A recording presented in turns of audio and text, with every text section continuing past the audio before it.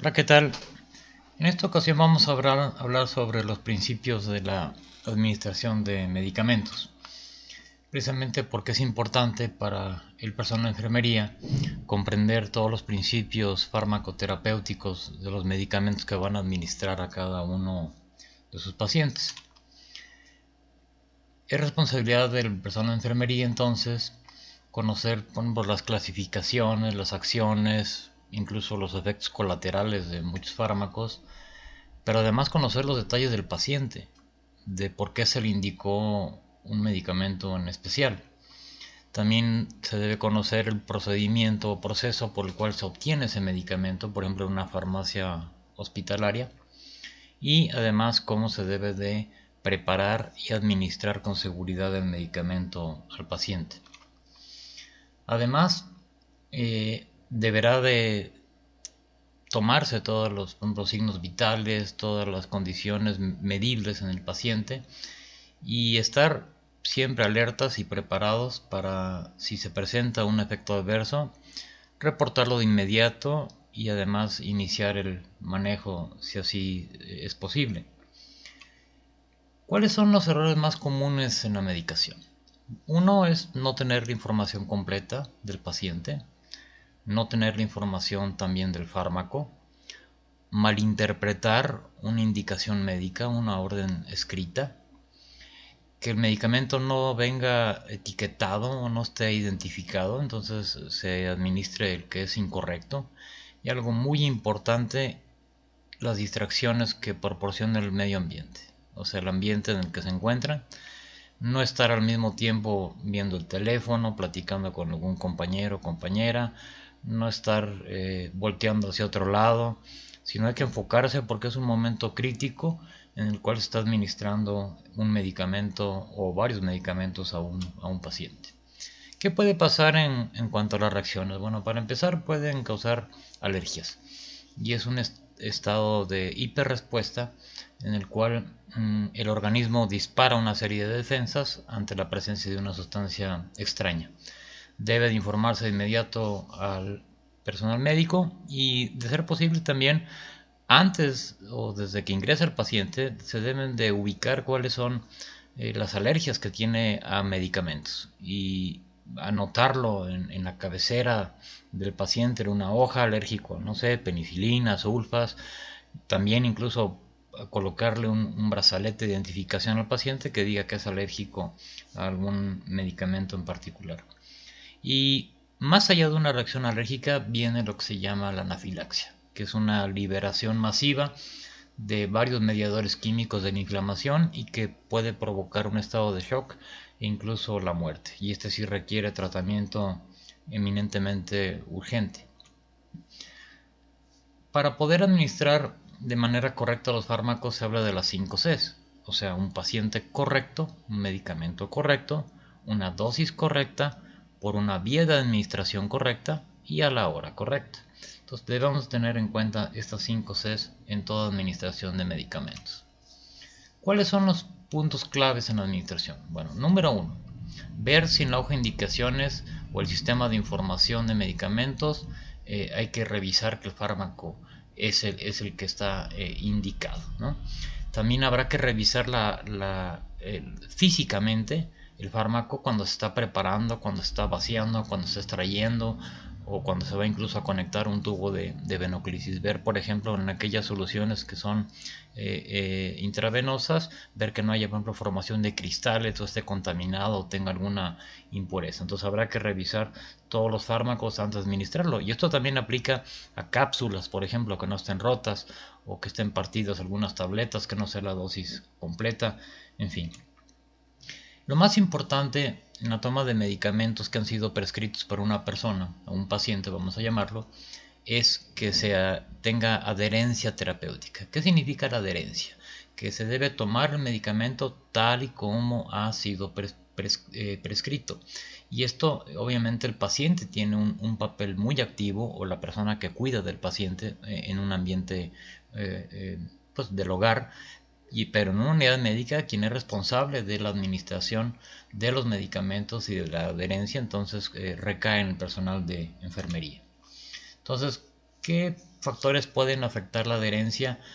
Algunos de estos obviamente no son dentro del hospital, pero bueno, el costo del medicamento, algo muy común, el olvido de las dosis, efectos colaterales molestos y que por eso el paciente dice, no, ya no lo tomé porque ya no me cayó bien.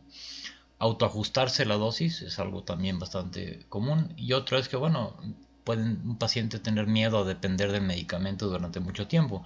Y esto es decir, bueno, no quiero estarlo tomando toda la vida.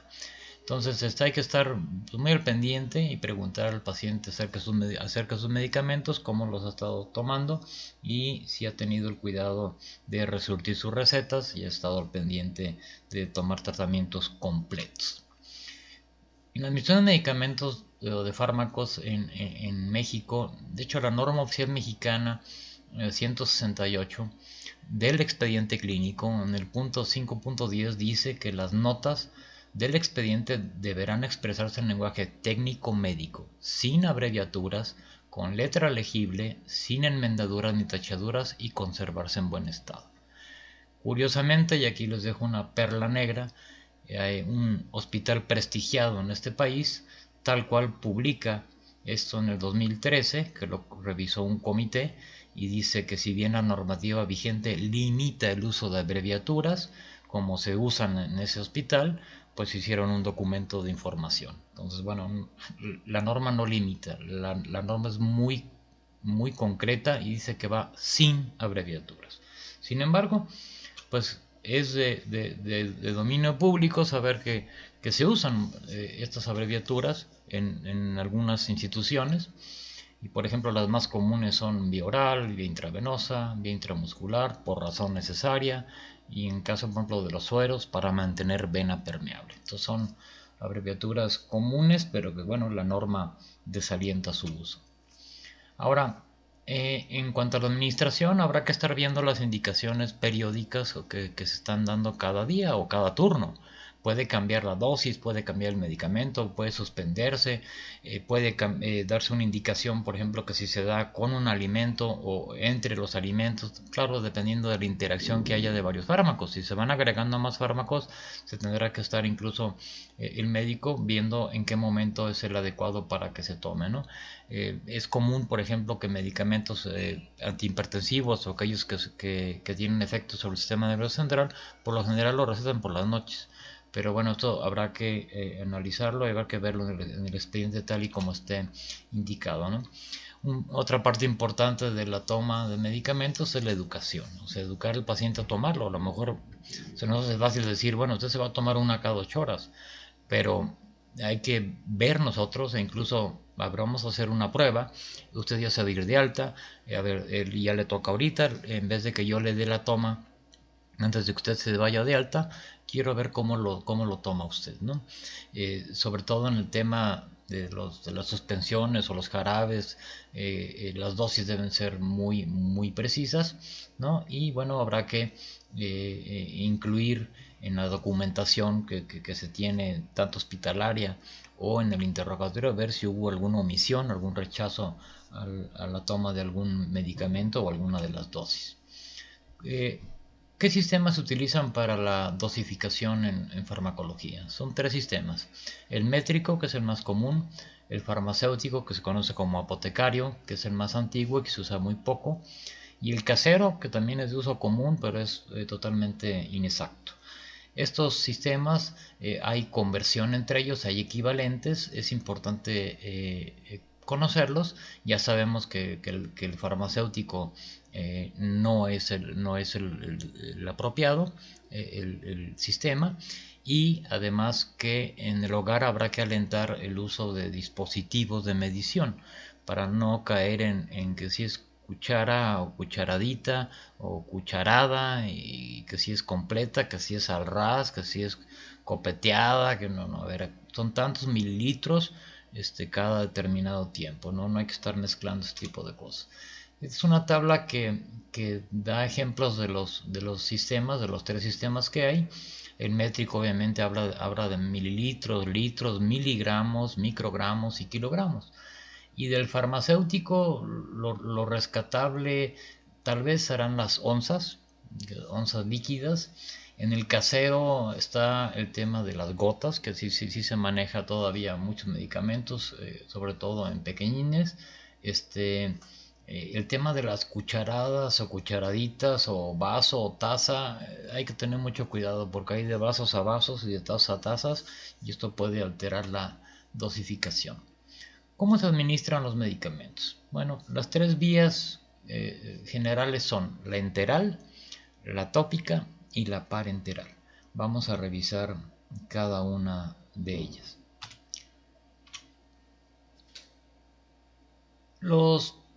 Las vías, si bien difieren, hay protocolos comunes y técnicas que se deben de seguir. Por ejemplo, primero habrá que revisar las indicaciones médicas. Si va a haber una administración, por ejemplo, parenteral, entonces habrá que tener cuidado con un ambiente que conduzca a la esterilidad, o por lo menos a la buena higiene. Entonces el lavado de manos todo se recomienda y el uso de guantes también, por si uno va a tocar cápsulas, pastillas o cualquier otra cosa. Identificar bien al paciente, o sea, presentarnos con él, ver que sea él, que está en la cama adecuada, que tiene su nombre inscrito ahí, y preguntarle, ¿no? Y constatar con él si tiene alergias al medicamento. Informarle que se le va a administrar un medicamento y posicionarlo de una manera adecuada. Por ejemplo, si está acostado no le vamos a dar la pastilla, vamos a ponerlo en posición sentada, sacar el medicamento del envase, no dejar medicamentos ahí sobre algún buró o a un lado de la cama, dar la administración, ver que se tomó el medicamento o ayudar al paciente a que se lo tome en la forma que sea y documentar que se hizo en nuestra hoja de enfermería. La vía enteral es aquella que se considera por la boca. Entonces generalmente estamos hablando de tabletas, cápsulas, también está la vía sublingual y la vía bucal. También se puede administrar obviamente soluciones o líquidos, y también estos líquidos podrán ser a través de una sonda nasogástrica o un tubo de gastrostomía. Lo más común son en los adultos las tabletas y las cápsulas, pero en otras edades vendrán las suspensiones o los jarabes. Y algo muy importante, a veces es necesario administrar a través de una sonda algún medicamento y se muele y se pone con una solución, generalmente es agua estéril. Sin embargo, hay medicamentos que no pueden molerse, sobre todo aquellos que vienen con una capa especial, una capa entérica. Estos deben de permanecer intactas. La capa tiene un motivo, es para uno proteger la mucosa, por ejemplo, gástrica, y dos, también afecta la liberación, el tiempo de absorción del medicamento. Entonces habrá que ver con el fabricante, con el laboratorio, si esta tableta, por ejemplo, se puede moler o no. Entonces, las que son de liberación prolongada, que hay cápsulas, hay tabletas, son aquellas que son diseñadas para que se vayan disolviendo lentamente, ¿no? ¿Y esto para qué nos sirve? Para que la toma sea, por ejemplo, cada 24 horas. Entonces, la frecuencia de la dosificación es menor y esto favorece la adherencia terapéutica. En el caso de administración sublingual, precisamente se coloca debajo de la lengua y se permite que se disuelva lentamente, porque es un lugar donde hay un buen riego sanguíneo y se tiene uno que esperar a que se disuelva completamente. Solo se dará estos medicamentos sublinguales después de que otros hayan sido ingeridos. O sea, se dejará hasta el último y no podrá el paciente o la paciente comer nada ni beber nada hasta que el medicamento se haya disuelto. La vía bucal, esta estrictamente es una tableta o cápsula que se ubica en la cavidad oral, se pone entre las encías y el carrillo. No es una vía preferida, aunque no es muy utilizada, no provoca irritación y esta vía, al igual que la vía sublingual que mencioné anteriormente, se utilizan porque evitan el metabolismo de primer paso, entonces se van directamente a la circulación. La sonda nasogástrica que mencioné, bueno, es un tubo suave y flexible que se inserta por la nasofaringe y la punta queda en el estómago. Son generalmente para tratamientos a corto plazo, a diferencia de la de gastrostomía, que son para largo plazo, y ese tubo de manera quirúrgica se coloca en el estómago a través de la pared abdominal y se pueden administrar a través de esas ondas, ya sea alguna alimentación o medicamentos en forma líquida. Estas son las ondas nasogástricas. Es una sonda nasogástrica que tiene en su punta unos pequeños balines para que se puedan observar, por ejemplo, en una radiografía y ver que está colocada en una buena posición. Esta es una sonda de gastrostomía. Aquí se puede ver en la imagen central cómo fue colocado, bueno, con un paciente que lo tiene colocado a través de la pared abdominal, y en la imagen del lado derecho se ve como adentro por endoscopía se está verificando que está bien colocado, y se infla un globo y así se mantiene de manera percutánea, se hace la punción para colocar la sonda y se mantiene en su lugar. Entonces, en cuanto a ciertas instrucciones, por ejemplo, cuando estemos hablando de comprimidos, cápsulas o líquidos, pues hay que valorar el nivel de conciencia.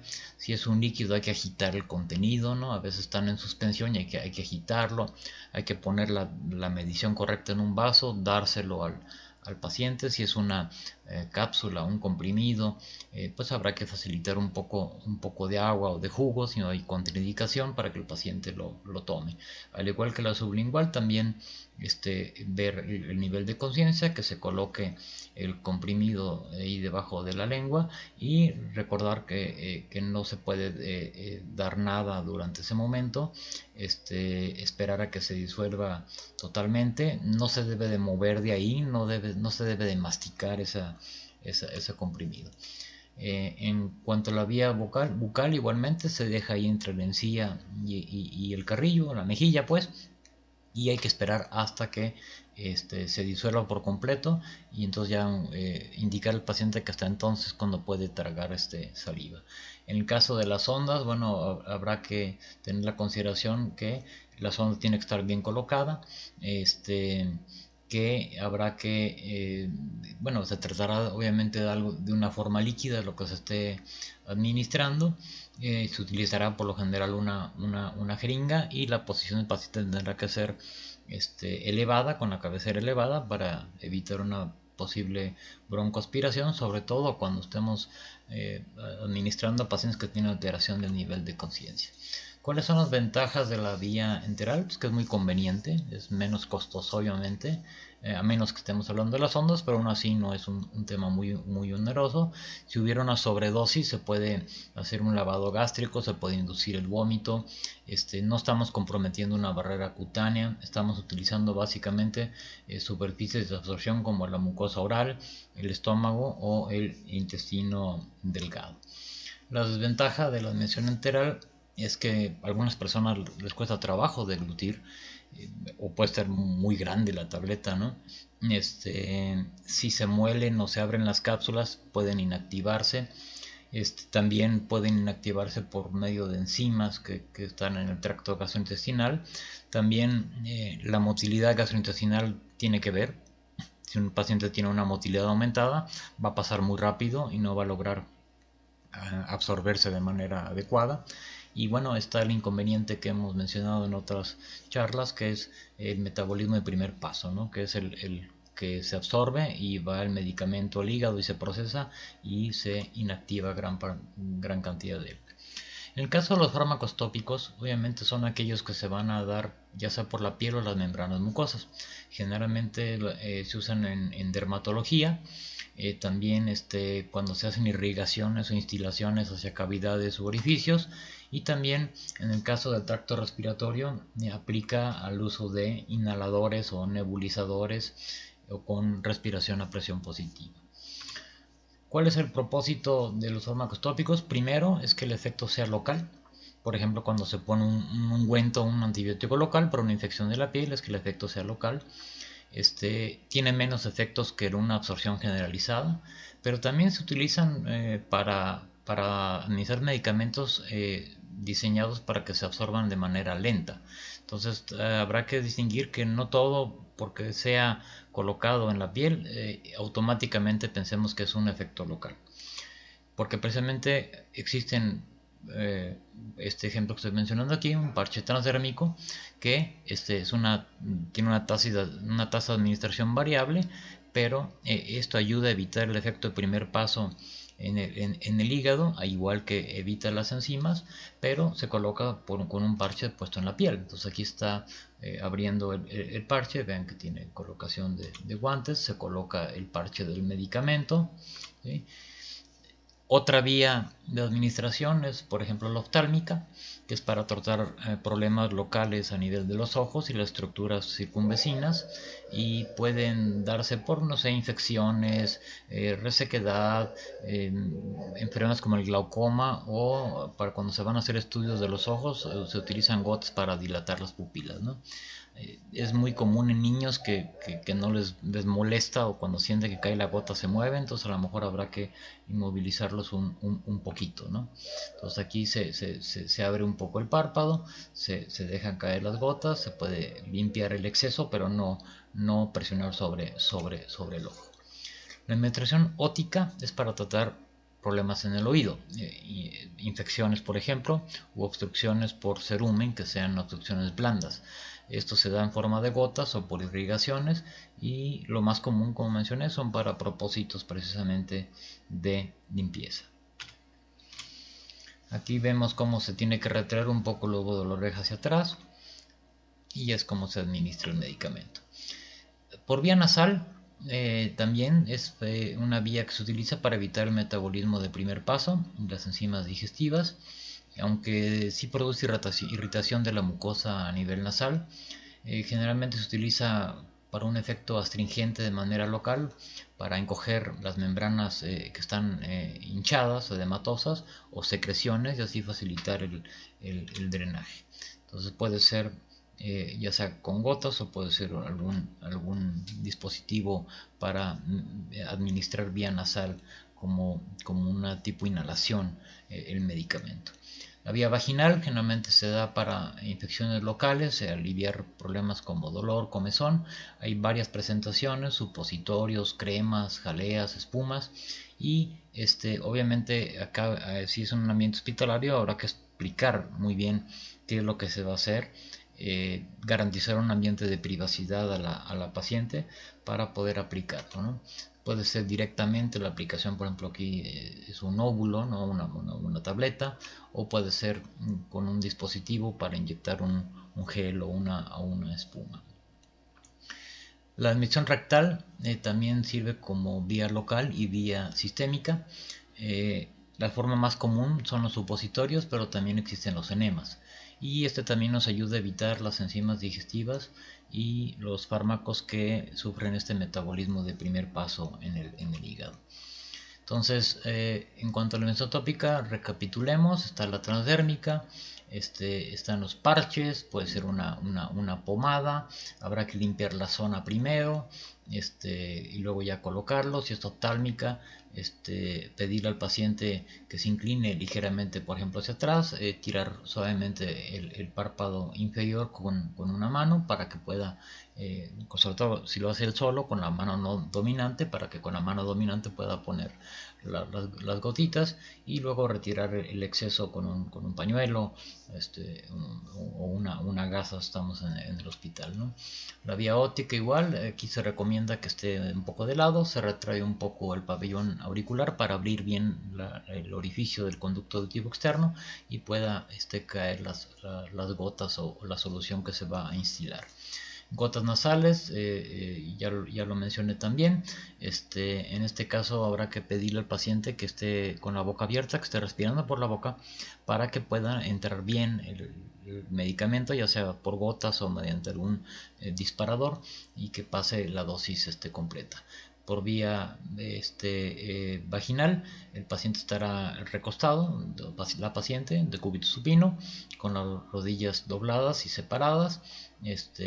Obviamente habrá que ponerse guantes, y abrir el orificio o descubrir el orificio vaginal con la mano no dominante, y con la mano dominante se colocará la crema, el gel, espuma, ya sea directo con el dispositivo de colocación.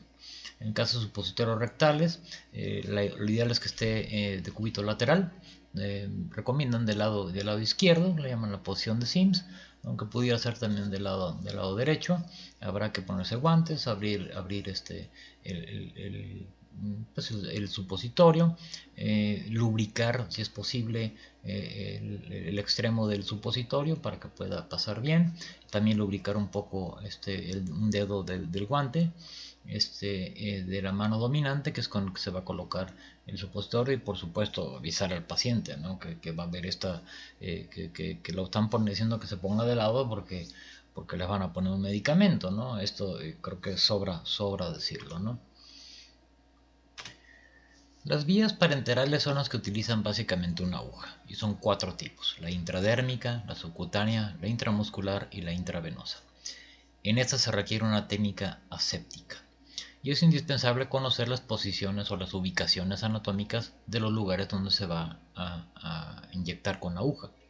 Asimismo, hay que conocer el equipo que vamos a utilizar, el procedimiento correcto, y también el procedimiento de la disposición, o sea, del desecho de los materiales que se utilizaron durante la aplicación.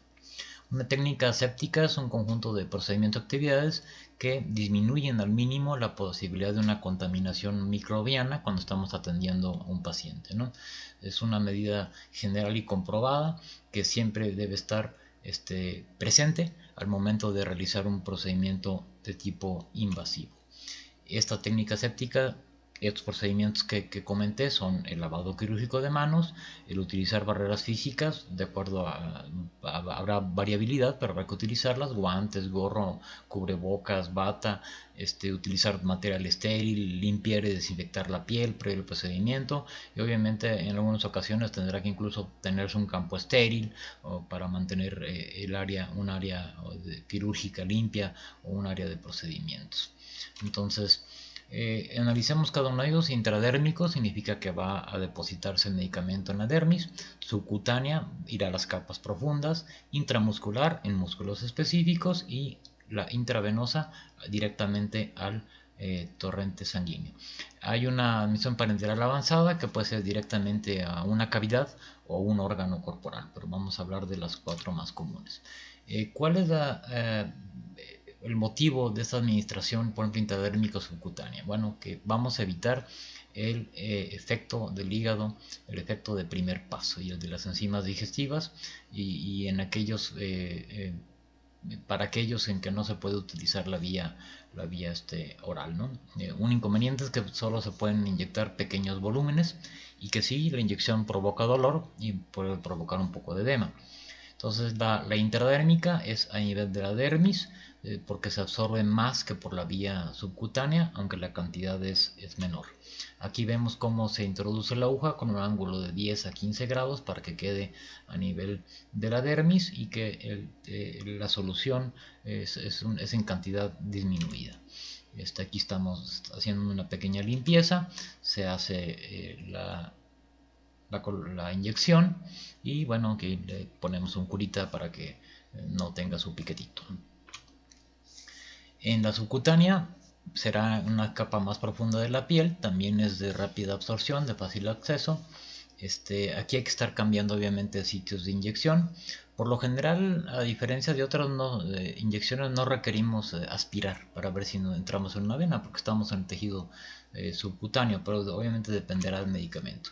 El ángulo es más o menos de 45 grados, a diferencia del intradérmico, ¿no? Aquí se hizo una limpieza, se va a hacer la colocación, se va a inyectar y le ponemos su curita.